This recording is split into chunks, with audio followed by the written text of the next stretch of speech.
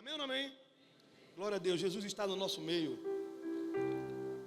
Hoje eu quero falar para vocês do que o Senhor tem colocado no meu coração. Eu tenho orado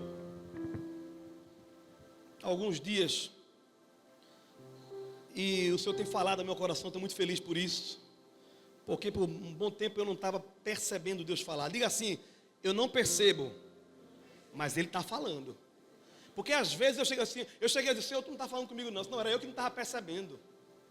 Porque o nosso Deus, Ele disse que Ele não é filho do homem para que minta, nem homem para que se arrependa. E nós não estamos num período das trevas onde Ele passou aí pelo menos 400 anos sem querer falar, sem querer manifestar. Estamos no período da graça, onde o Espírito Santo está em nós. Diga assim, Ele mora em mim. Ele fala, sou eu que não escuto, diga. Irmão, a gente aqui não quer dar ouvido. Às vezes até na oração estamos orando, falando pelos cotovelos. Uma boca só para ter outra boca aqui. Falando. E se for de joelho, parece que tem boca no joelho. Mas está lá, cobrindo lá. Fala. E quando você vai ver, não consegue ouvir. Claro, Ele diz, cala a tua boca. Abre os teus ouvidos e eu falarei contigo. Em vez de falar, abre a boca como se fosse para comer. Fala, Senhor. Fala, Senhor. E a mensagem que Deus colocou no meu coração é algo que eu vou falar de uma conotação de fé profética. Dias melhores virão. Você pode dar glória a Deus por isso? Repita comigo assim 5 vezes, dias melhores virão. Diga para uma pessoa na sua frente assim, ei, dias melhores virão, diga. Diga para quem está do lado também, dias melhores virão. Gordinho, abre a tua boca e diz também, gordinho. Pelo amor de Deus, dá um grito aí, Tiaguinho, dias melhores virão. Glória a Deus, dias melhores virão. Quem crê dá glória a Deus. Mas virá porque Ele é bom, amém ou não amém? A mensagem hoje está baseada no texto de Jeremias, capítulo 29 e 11, e de Romanos 8 e 28, para você entender que Deus fala no Velho Testamento uma promessa e no Novo Ele confirma, amém ou não amém?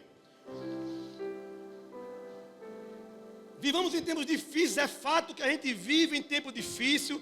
O pastor falou sobre algo que tem sido latente na televisão. Para quem assiste televisão, misericórdia, é só falando de desgraça, que a tendência é piorar. 2025 é de crise. Ei, nós não estamos debaixo da dependência de governante algum aqui da terra. Quem nos governa é o Rei dos Reis e Senhor dos Senhores. O céu nunca está em crise, amém ou não amém? Sabe por quê, irmão? Pensa comigo. Eu pensei muito sobre isso já, até cheguei a essa conclusão. Já viram que no céu fala que os chãos será de quê? As ruas serão de quê? Ruas de quê? Ruas de ouro. Mas para que ouro lá? Na minha cabeça eu estou dizendo assim, aquilo que vocês passaram a vida inteira correndo lá atrás, querendo para resolver seus problemas, aqui tem tanto de sobra que até a rua é de ouro. Não falta. A nossa alegria não será mais isso, embora aqui nós precisamos. Mas e se nós, diga assim, e se nós começarmos a viver aqui com a nossa mente já ligada lá no céu? Amém ou não amém? Nosso Deus é especialista em transformar o caos em esperança. Hoje nós vamos mergulhar um pouco nas promessas de Deus e renovar a nossa esperança nele. A promessa de esperança do Novo Testamento está lá em Jeremias capítulo 29, versículo 11. Bota aí, por favor. Porque eu bem sei os pensamentos que penso de vós, diz o Senhor. Pensamentos de paz, diga assim, é paz. Não, diga bem alto, é paz. E não de mal, para vos dar o fim que esperais. Glória a Deus. Temos que entender o contexto para poder compreender a mensagem. Não adianta tirar o texto do contexto. É importante eu trazer um contexto para que você consiga entender que Deus faz em qualquer situação. Amém ou não amém? Jeremias era um profeta chamado por Deus para proclamar ao rei de Judá durante o período mais difícil da história do povo de Judá. Era no exílio babilônico, onde o povo havia sido levado para a Babilônia quase 600 anos ali antes de Jesus. Eles foram levados por partes. O imperador babilônico Nabucodonosor, depois de ter vencido a batalha contra os egípcios, depois venceu contra Judá e Israel, e pintou o 7, desenhou o 8, e ele alcançou a maior posição no mundo, que na verdade era no Oriente, dominando e sendo um imperador geral. Por onde passava, deixava sangue. Por onde passava, deixava destruição e levava o que era de melhor daquela região. Os israelitas se sentiam desamparados, longe da sua terra prometida e sob o domínio do imperador da Babilônia. Deus ordena a Jeremias que faça uma carta. E nessa carta fosse enviado para os líderes que estavam no exílio. Eles eram líderes de Israel, de Judá, foram levados e Jeremias, ouvindo a voz de Deus como profeta, mandou carta escrevendo, onde ele escreve, e Jeremias 29, 11, 12, 13, todo o Jeremias 29 ali é uma carta que Deus mandou através do profeta Jeremias para o povo que estava exilado, e principalmente os líderes de Judá. Nesta carta, Jeremias faz uma mensagem clara: o exílio não seria curto, mas Deus não havia os abandonado. Olha que mensagem. Ei! Imagina a cena. O carteiro chega para os líderes de Judá que estavam exilados na Babilônia. Tem mensagem para vocês do profeta Jeremias. Glória a Deus. Deus quer falar conosco. Quando ele abre a carta, que quebra o selo, que vai ler, a mensagem é: o exílio não será curto. E aí, irmão? Já pensou você receber a mensagem? Ei, tá na prova, é? Vai demorar muito ainda, viu? E aí, irmão? Diga assim: misericórdia. Não, diga bem alto: misericórdia. Só que Jeremias mandou uma mensagem dizendo: vai demorar. Só tem uma coisa: Deus não esqueceu de você. Você está na mente de Deus. Deus está olhando cada dificuldade. Deus está vendo a dificuldade, a opressão, o sofrimento, a falta, a escassez, a dor, a doença. Deus está vendo, está tudo no controle dele. Fica tranquilo. Amém ou amém? Vai passar. 70 anos, irmão. Não é 70 dias, não. Tem dia que é 70 dias, a gente fica: meu Deus, vou morrer. Eu vou morrer, vou me acabar. 70 dias. 70 anos. Claro. Diga assim: eles mereceram. Mereceram, irmão, porque Deus disse que eles mereceram. Porque Deus os puniu por causa da grande desobediência que eles estavam vivendo. Deus mandou mensagem, falou antes, Deus avisa antes. A Bíblia diz que Deus não faz nada sem antes falar com seus santos profetas. E o Espírito Santo de Deus está em nós, se é que nós somos filhos de Deus, amém? Se é que nós não, você, eu sou, amém ou amém? Se é que você é filho de Deus, se Ele está em você, Ele fala com você. Quando a gente peca, não venha dizer, porque eu sei, se eu pecar, irmão, eu não pequei atrasado, não. Eu não pequei porque Deus não falou: poxa, Jesus, ô Espírito Santo, tu não podia ter falado comigo antes? Depois que eu falei esse palavrão? Depois que eu queria matar fulano? Depois que eu caluniei, depois que eu difamei, depois que eu maldisse, depois que eu pintei o 7, desenhei o 8, tu chega, podia ter falado antes. Não, irmão. Diga assim: nananina, não.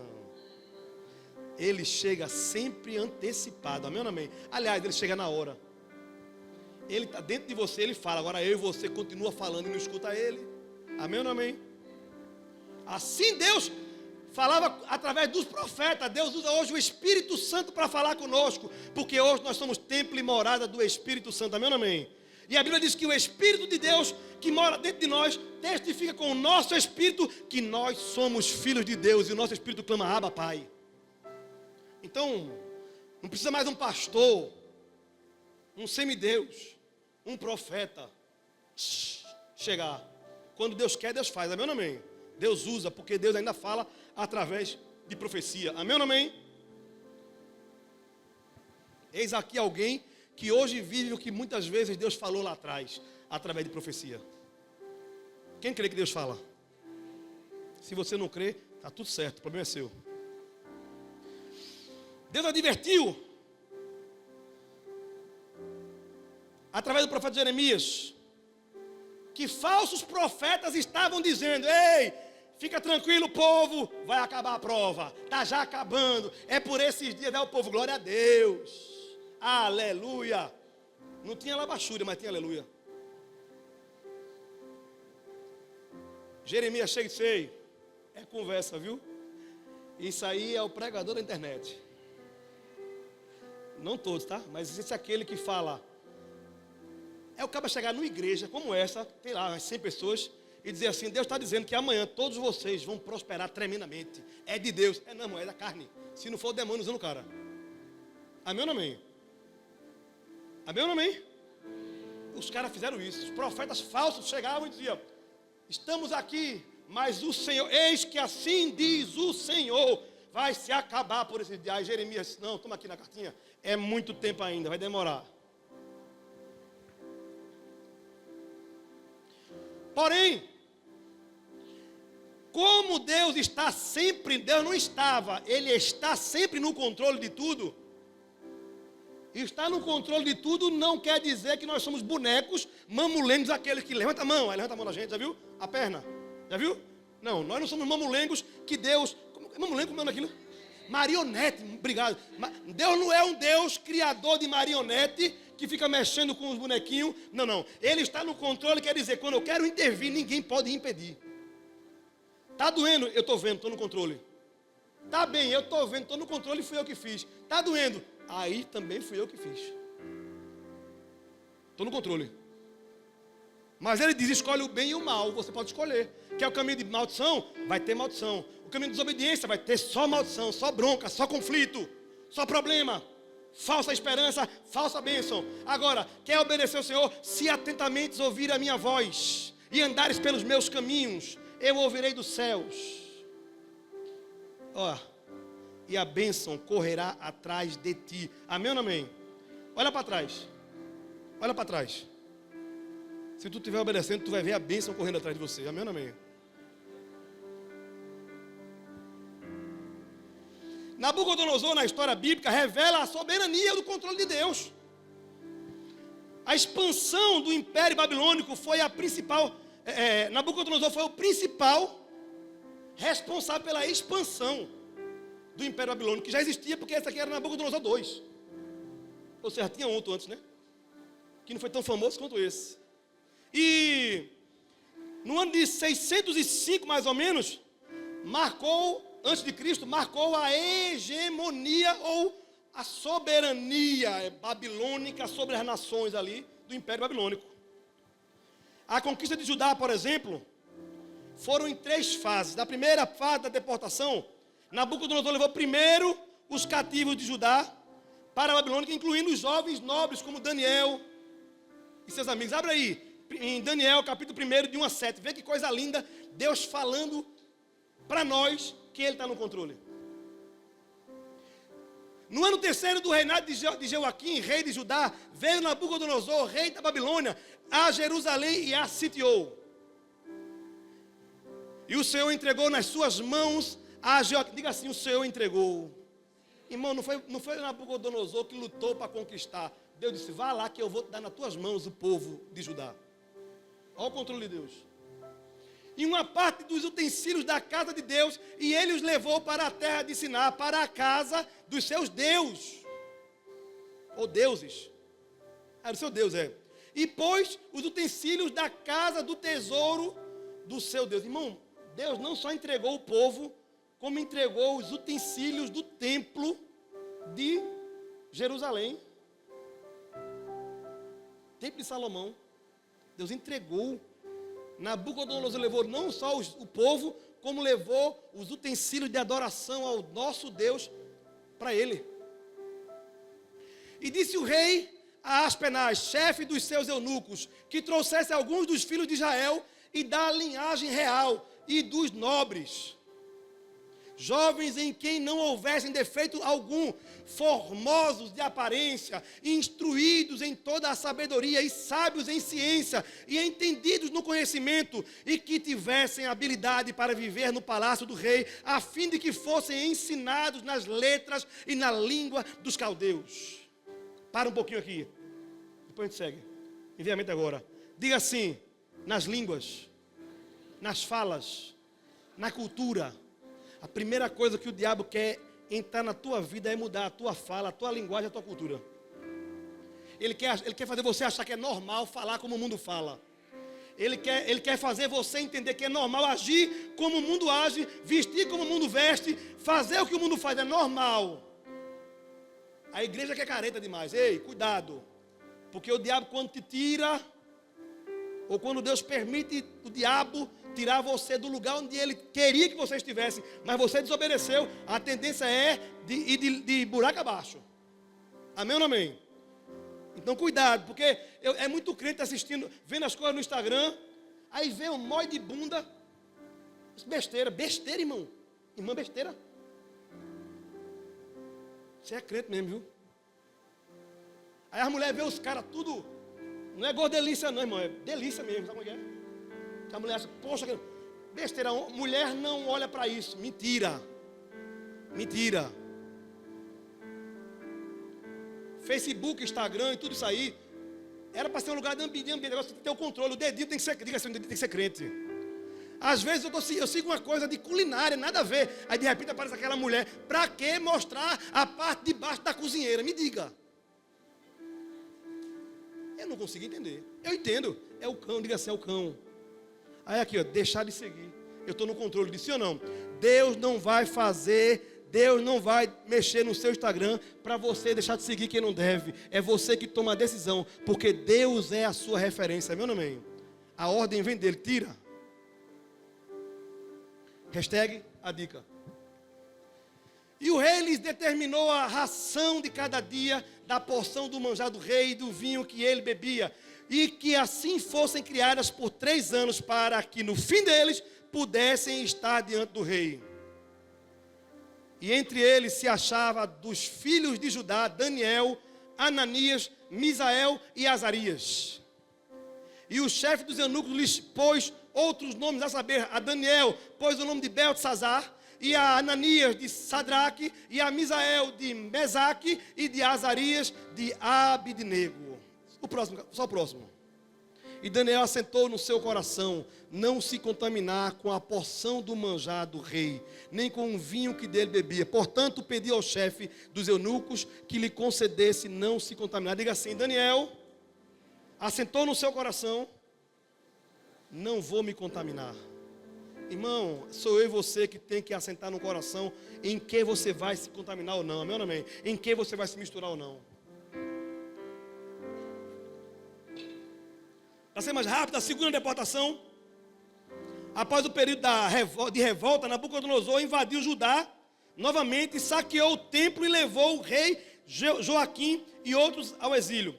Depois, por último, destruiu o templo de Jerusalém, após a rebelião de Zedequias, o rei Zedequias, o último rei de Judá.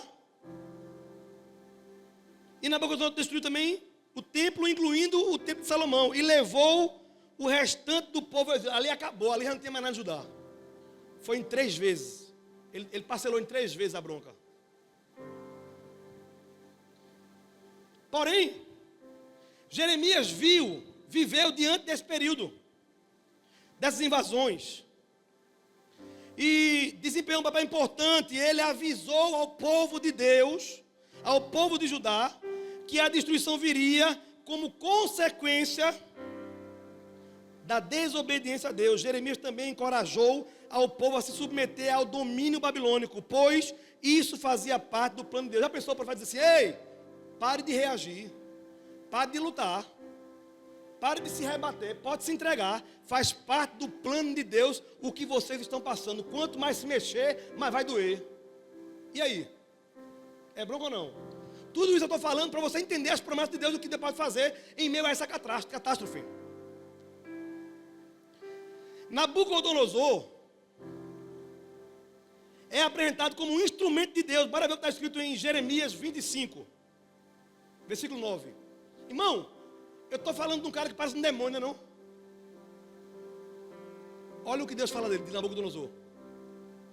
Eis que eu enviarei e tomarei a todas as gerações do norte, diz o Senhor, como também a Nabucodonosor, rei da Babilônia, meu servo. Eu imagino Deus falando do governante do Brasil, meu servo. Aí eu e você faz isso. Pode não, é Deus não, é o cão. Hein? E aquele juiz? Deus dizendo assim, você está pronto para ouvir Deus dizer assim, ei, quem está no governo é meu servo. Já pensou Deus falar assim? Você dizer assim, não é Deus não. Eu usarei meu servo e os trarei sobre esta terra. Olha o que está escrito também em Jeremias 27, versículo 6. Para você não achar que foi uma vez assim esporádica que Deus falou. E agora eu entreguei todas essas terras na mão de Nabucodonosor, rei da Babilônia, meu, e até os animais do campo lhe dei, para que o sirvam. Diga assim, Deus está no controle de tudo. Porém, Nabucodonosor se ensoberbeceu, encheu o coração de soberba. Eu sou poderoso, eu faço e faço acontecer. Eu mando, sou eu que estou aqui, depois de mim não tem ninguém. Começou, aquele que Deus chamou de servo começou a crescer, a se exaltar, a achar que era a força do seu braço que estava fazendo tudo aquilo. Olha o que está escrito em Daniel capítulo 4, versículo 10. Eram assim as visões da minha cabeça, na minha cama. Eu estava olhando e vi uma árvore no meio da terra, cuja altura era grande. Crescia esta árvore e se fazia forte, de maneira que a sua altura chegava até o céu e foi vista até os confins da terra. E a sua folhagem era formosa e o seu fruto abundante, e havia nela sustento para todos debaixo dela, e os animais do campo achavam sombra, e as aves do céu faziam morada nos seus ramos, e toda a carne se mantinha nela.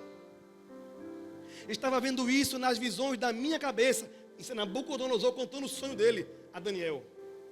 Na minha cama, e eis que um vigia, um santo descia do céu, clamando fortemente, dizendo assim: derribai a árvore e cortai-lhe os ramos, e sacudi as suas folhas, e espalhai o seu fruto, afugentem-se os animais de debaixo dela e as aves dos seus ramos.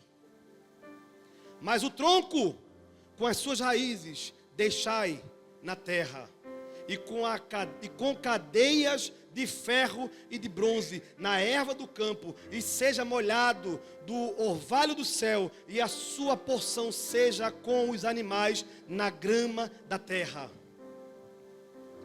Seja mudado o seu coração, para que não seja mais um coração de homem, e ser-lhe dado um coração de animal, e passem sobre ele 7 tempos. Último versículo. Esta sentença é por decreto dos vigiadores, e esta ordem por mandado dos santos, a fim de que conheçam os viventes que o Altíssimo tem domínio sobre os reis, sobre os reinos dos homens, e os dá a quem quer, e até aos mais baixos dos homens constitui sobre eles. Irmão, para resumir, Nabucodonosor teve sonho, não entendeu, foi nada. Foi contar a Daniel, Daniel disse: rapaz, é Deus. Deus está dizendo que se tu continuar como está, ele vai cortar, vai ficar só o toco. Essa árvore é tua. E começou a explicar a ele. Diga assim: Deus falou. Só que Deus dá tempo, irmão. 1 ano. E Nabucodonosor continuou daquele jeito. Depois de 1 ano, diga assim, primeiro vem a advertência. Diga assim, depois vem a sentença. 1 ano depois aconteceu o que Daniel revelou. Ele perdeu a sua sanidade mental e passou a viver como animal. Foi expulso dentre os homens e passou a comer erva como bois, igual da profecia, no sonho. E o seu corpo foi molhado pelo orvalho. Deus mandou um orvalho, e esse orvalho fez crescer penas no seu corpo, como penas, cabelos como penas, de águias, de aves, e as unhas como de animal cresceram. E a Bíblia diz que ele passou 7 tempos. Alguns teólogos dizem 7 anos E outros dizem 7, que significa o tempo que Deus determinou. Porque 7 é o número da perfeição, da plenitude do número divino. Amém ou não amém? Na numerologia bíblica judaica. E o tempo da punição, Nabucodonosor permaneceu nessa condição por um período descrito por Deus como 7 anos. Mais tarde, o livro de Daniel relata um encontro transformador de Nabucodonosor com Deus, quando ele reconhece a soberania divina após ser humilhado por causa do seu orgulho. Vamos ver agora aquele que estava durante pelo menos 7 anos como um animal. Quando reconheceu a soberania, Daniel capítulo 4. Eu achei lindo quando eu li isso. Versículo 34 a 37. De repente, Nabucodonosor reconhece que Deus é Deus. Olha o que ele diz. Mas ao fim daqueles dias, eu, Nabucodonosor, levantei os meus olhos ao céu e tornei-me a vir o meu entendimento. E eu bendisse o Altíssimo e louvei e glorifiquei ao que vive para sempre, cujo domínio é um domínio sempiterno e cujo reino é de geração em geração. Próximo versículo. E todos os moradores, isso é Nabucodonosor falando, irmão. E todos os moradores da terra são reputados em nada, e segundo a sua vontade, ele opera com o exército do céu, com o exército do céu e os moradores da terra. Não há quem possa estorvar a sua mão e lhe diga: que fazes? Quem pode questionar o Senhor? O próximo versículo. No mesmo tempo, me tornou a vir o meu entendimento, e para a dignidade do meu reino tornou-me a vir a minha majestade e o meu resplendor. E me buscaram os meus capitães e os meus grandes, e fui restabelecido no meu reino, e a minha glória foi aumentada.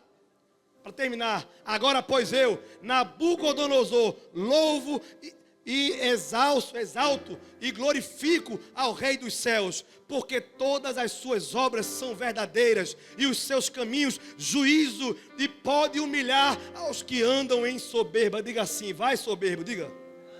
Vai soberbo. Vê que oração ele fez.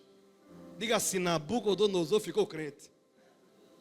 Rapaz, uma boa notícia, você às vezes pensa que Deus não vai salvar aquela pessoa da sua família, porque ele é muito difícil, Ei, se Nabucodonosor se converteu, Deus tem poder para salvar quem ele quer. Amém ou não amém? Ele tem poder, irmão, acabou-se. Terminei o contexto. Todo mundo aqui agora já entendeu tudo que precisava entender da gravidade, da dificuldade, o buraco que o povo de Deus estava. E aí agora a gente vai falar da promessa que Deus fez em meio à tribulação, porque Deus é especialista em fazer promessa no meio da impossibilidade. Amém ou não amém? Jeremias 29, 11 diz: eu é quem sei os pensamentos que tenho a respeito de vós, diz o Senhor, pensamentos de paz e não de mal, para vos dar o fim que esperais, o fim que desejais.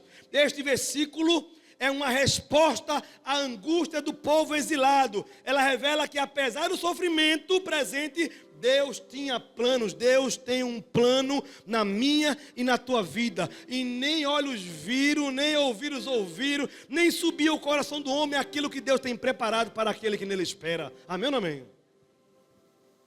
Qual era o plano de Deus? Diga assim: paz. E essa paz aqui no original é shalom. E shalom é um atestado de bem-estar completo, que inclui segurança, saúde, prosperidade e harmonia espiritual. Isso é shalom. Diga assim para o seu irmão: shalom. É por isso que o crente diz: a paz do Senhor. É shalom. Se não diz, começa a dizer, amado. Amém ou não amém? O cumprimento da promessa, após 70 anos, no tempo de que Zorobabel, Esdras e Neemias se levantaram para reconstruir o templo e os muros de Jerusalém. Aplicado para o tempo de hoje, embora Jeremias 29, 11 foi profetizado e falado especificamente para o povo de Judá, nós podemos aplicar hoje para nós, para os cristãos. Porque a palavra de Deus continua viva e eficaz. Amém ou não amém? A palavra não se renova, mas a misericórdia do Senhor se renova a cada manhã. Uma boa notícia, hoje pela manhã, Deus renovou a misericórdia dele para a sua vida.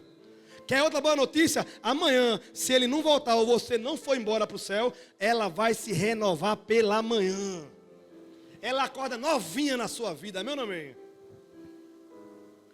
Deus tem um plano para cada vida, mesmo em tempos difíceis. Essa é a mensagem de Deus. O sofrimento pode ser temporário, mas Deus é eterno e fiel para cumprir suas promessas.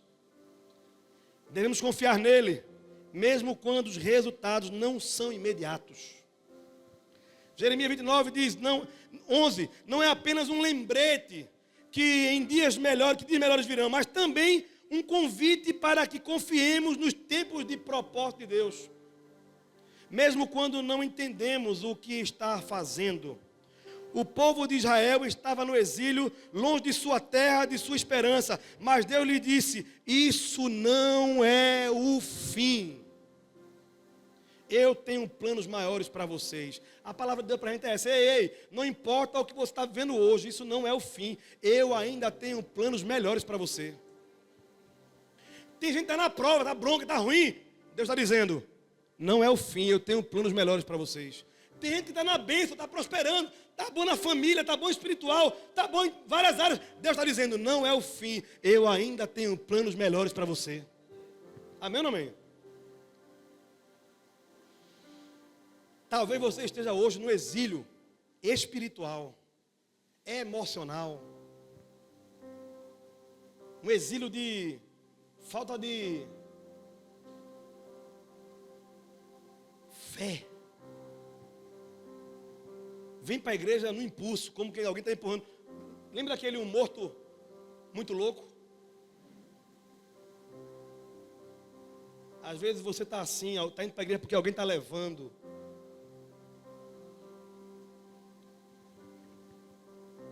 Mas Deus está dizendo hoje, isso não é o fim. Eu tenho um plano de paz para você. Eu tenho uma nova história para a sua vida. 2025 não será o que estão dizendo. 2025 será o que Deus disser que vai ser. Amém ou não amém? No Velho Testamento entendemos que Deus falou dizendo que eu tenho um plano de paz para você. Mas no Novo Testamento, em Romanos 8 e 28, Deus confirma. Porque tem gente que a gente fala, mas ele está numa situação tão difícil, está tão cauterizado, está sofrendo tanto, que ele diz também, isso foi no Velho Testamento. Isso foi lá para o povo de Judá. Não dá para trazer para agora. Então eu vou dizer a você, no Novo Testamento está aí, ó, Romanos 8 e 28. E sabemos que todas as coisas contribuem justamente para o bem daqueles que amam a Deus, daqueles que são chamados por seu decreto. Diga assim, todas as coisas contribui juntamente para o bem da minha vida. Diga assim, porque eu amo a Deus. Essa é a promessa de Deus para mim e para você. Amém ou não amém?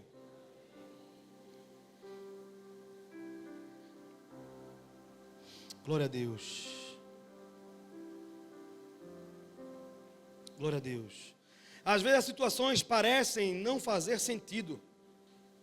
Só que o Espírito Santo fala conosco dizendo que é para nos lembrar que Deus tem poder de pegar os pedacinhos que estão quebrados das nossas vidas e transformar em algo lindo e algo novo. Inclusive eu e você, ele diz que todas as coisas contribuem para o meu e para o seu bem. Ele diz que aquele que está em Cristo, nova criação é. Porque as coisas velhas já passaram, eis que tudo se faz novo. Amém ou não amém? Ele não usa o remendo não, irmão. Ele faz uma nova criação. Deu para entender isso aí? Na prática, não importa qual tamanho a dificuldade do momento. Deus promete e Ele está moldando cada situação para o nosso bem. O sofrimento pode ser um capítulo, mas não é o final da história. O sofrimento, disse um homem de Deus, eu não sei se foi Agostinho ou foi Lutero, disse, o sofrimento é o megafone de Deus para o crente. Irmão, eu digo sem medo de errar. Nós escutamos mais a voz de Deus quando estamos sofrendo. Quem concorda com isso? Quem não concorda é porque não sofreu ainda muito, não. Eu gosto de dizer que é feito aquele ditado que diz assim, ó: o que pau e dinheiro não resolve no mundo é porque foi pouco. E para quem é crente a palavra é: se está sofrendo e não está ouvindo a voz de Deus, é porque é pouco. Quando sofrer um pouquinho mais, vai dizer assim: fala que o teu servo ouve. Amém ou não amém? A folha está voando. O cabo no sofrimento é assim, ó. Ele passa pela rua, de repente a folha cai. Ele vê a folha caindo. Sim, Senhor, estou entendendo. Estou entendendo. Estou entendendo. Você está trocando os tempos. Vai vir novo tempo, glória a Deus. Ele começa a ver Deus falando em tudo, amor. Amém ou não amém? É assim ou não é, crente? O bom seria que nós estivéssemos assim quando tudo está bem, porque a vontade de Deus é boa, perfeita e agradável àqueles que amam. Ele quer que eu e você escute a sua voz e tenha comunhão com Ele quando tudo está bem, mas Ele te ama tanto, Ele me ama tanto, ao ponto de nos levar ao sofrimento, porque nem lá Ele quer parar de ouvir você e de ver você. Amém ou não amém? Eu queria trazer aqui nessa noite alguns irmãos para dar testemunho. Não se preocupe que não é você. Enquanto eu estava meditando, eu pensei assim: meu Deus, e se eu fosse crente na época de Jesus lá? E se eu estivesse na igreja, de repente, o apóstolo Pedro, dirigindo o culto, aí de repente ele disse: eu quero chamar o irmão Jairo. Vem cá, Jairo. Jairo, um mestre ali da sinagoga. Quem lembra da história de Jairo? Daquela expressão Talita Cumi, que não era o nome da menina. É uma expressão hebraica que significa: menina, eu te digo, levanta. O nome da minha irmã, por acaso, é Talita também, embora o nome da menina não era Talita. Já pensou?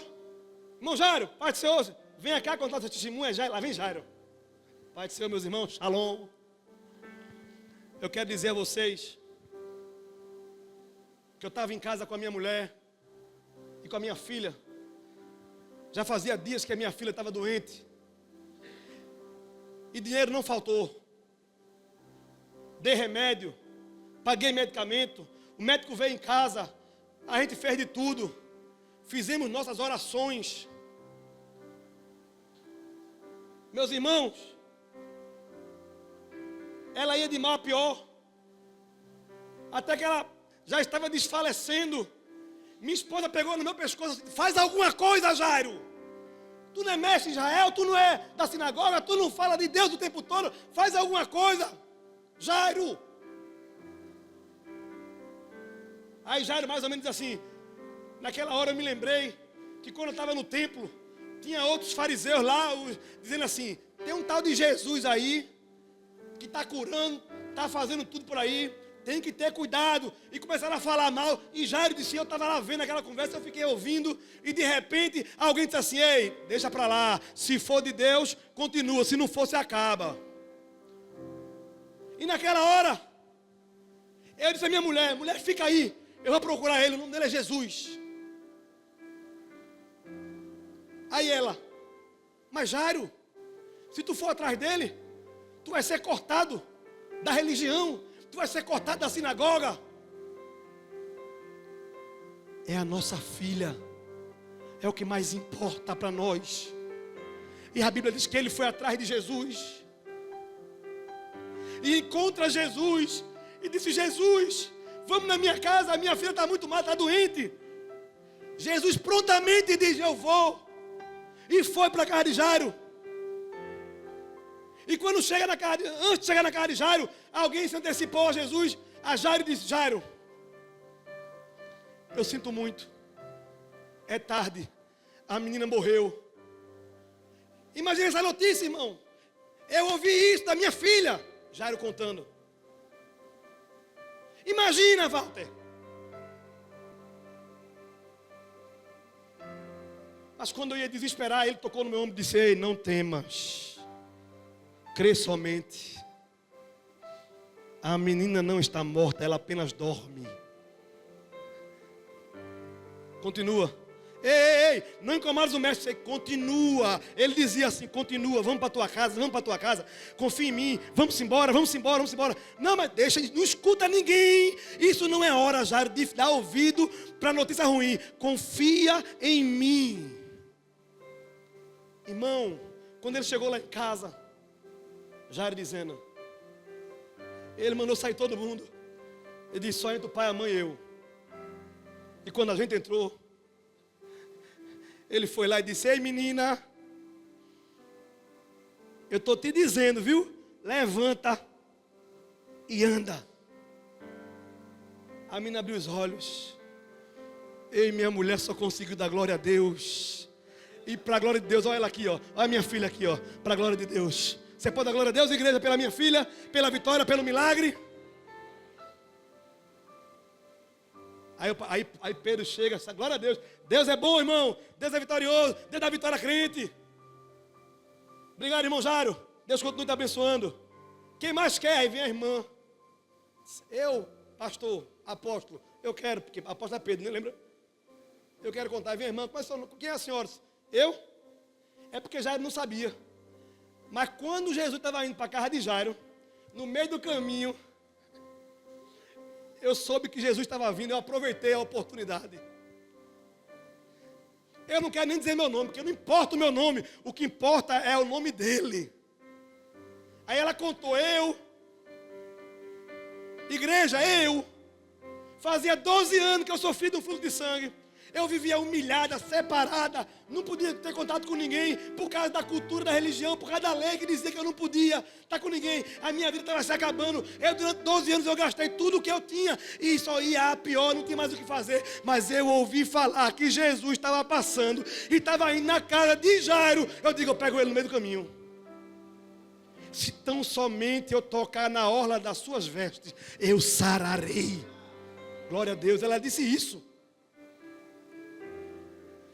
E a multidão oprimia Jesus daquela multidão. E eu disse, sabe o que é, igreja? Eu disse, eu não vou nem chamar muita atenção. Eu vou por debaixo assim, ó, no cantinho. Porque se alguém me ver, eu morro. Vão querer me apedrejar, vão me matar. Ela foi, e eu fui, ela dizendo, né? Eu fui, e eu toquei no final do vestido dele, assim. Quando eu toquei na orla, no negocinho estava pendurado. Quando eu toquei, ele parou a multidão. E disse, para! Alguém me tocou. Igreja, pasme. O pastor aí, ó, o apóstolo Pedro. Na hora disse, ei, mestre, uma multidão dessa, todo mundo te empurrando, e o Senhor diz, alguém te tocou? Igreja, Jesus disse, foi diferente. Quando eu disse, alguém me tocou, é porque eu senti que de mim saiu o poder.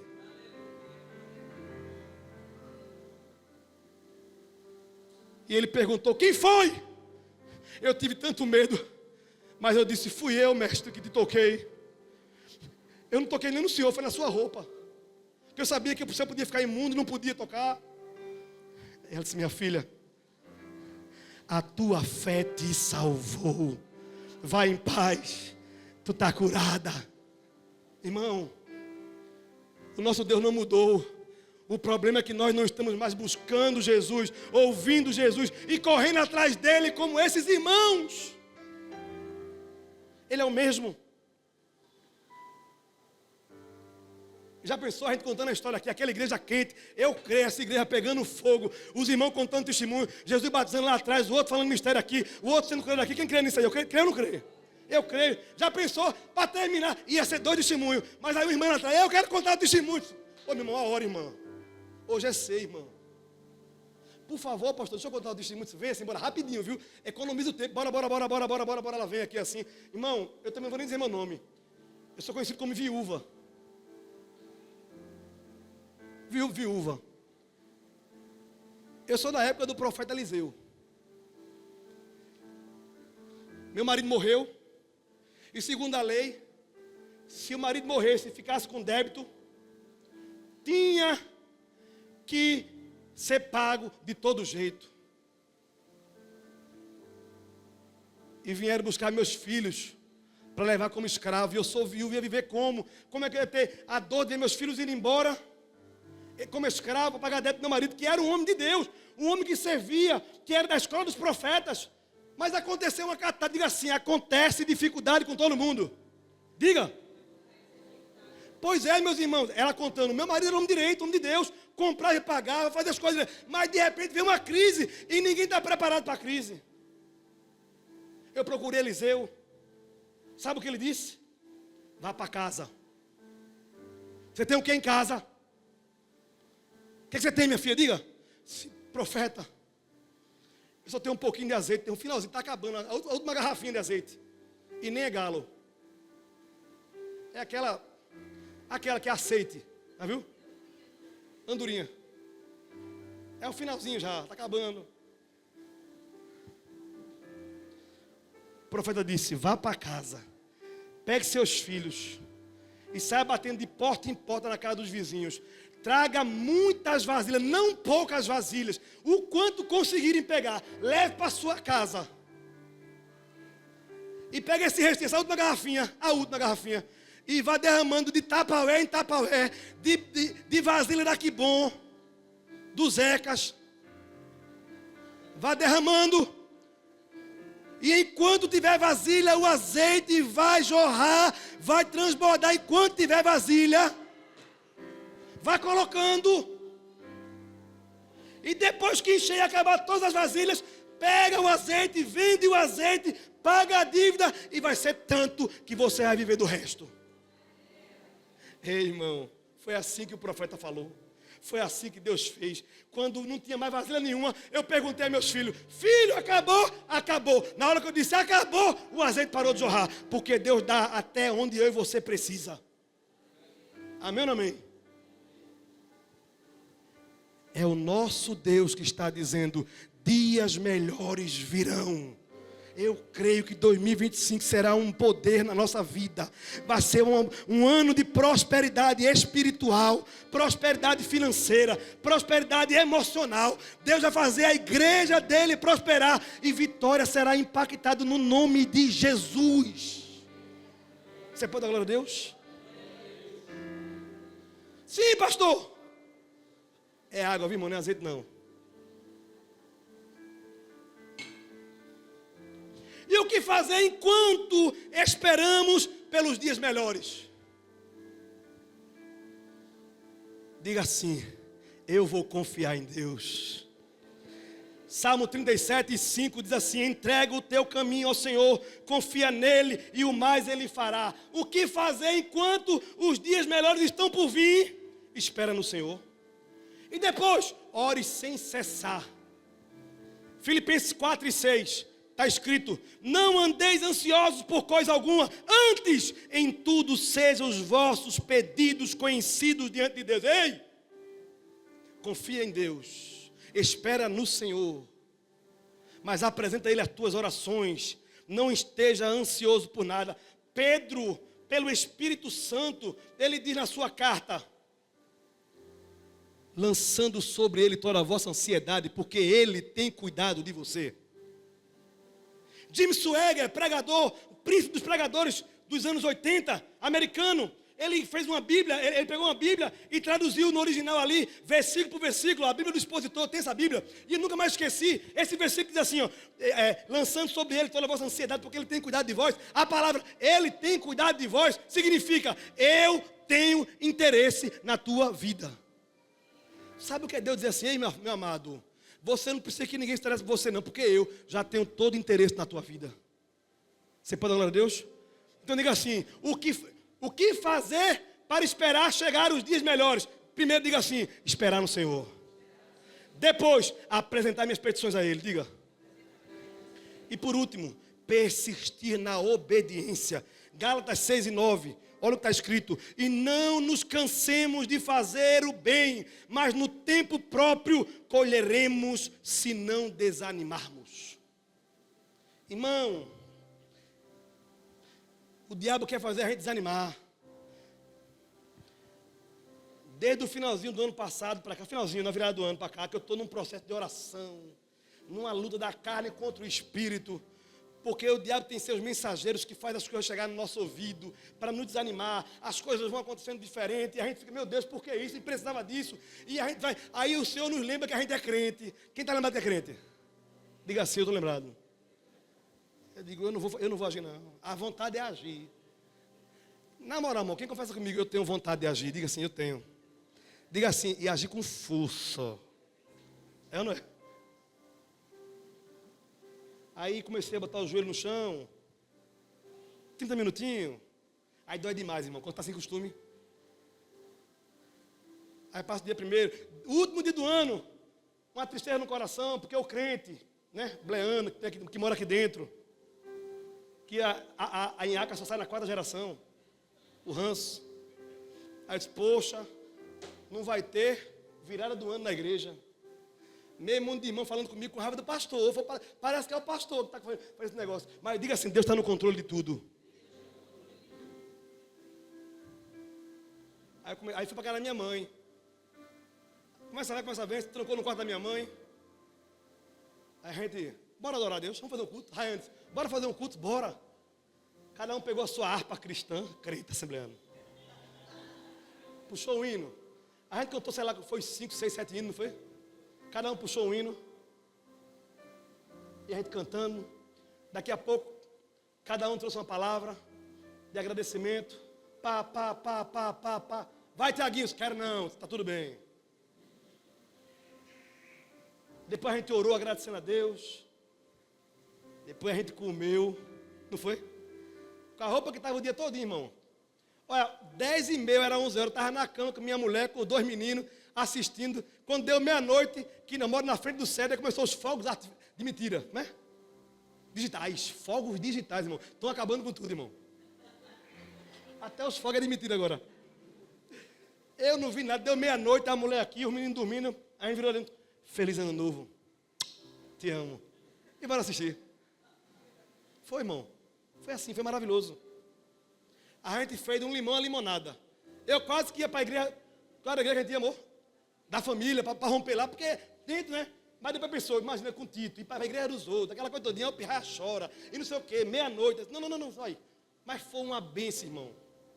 Foi uma bênção. O que fazer em tempos difíceis, irmãos? Primeiro, entregar o teu caminho e confiar no Senhor. Segundo, apresentar as tuas petições ao Senhor. Terceiro, não desanimar, não desfalecer, não voltar atrás, ficar no espírito. Porque fazer o bem, irmão, sabe por que a gente sofre? Porque a gente gera expectativa. As situações me fazem perguntar, poxa, mas por que isso? Por que pensar assim de mim? Por que falar assim de mim? Será que eu tenho feito mal? Será que... Quem não pensa assim às vezes? Caramba, por quê? Não importa, Deus está no controle de tudo. É em oração que eu e você vai vencer. A sua batalha, a sua luta não é contra a carne nem sangue, mas é contra as potestades do ar. E a nossa vitória vem do alto, amém ou não amém? Diga assim, existe uma unção que despedaça o jugo. Esse óleo não se acaba. Amém ou não amém?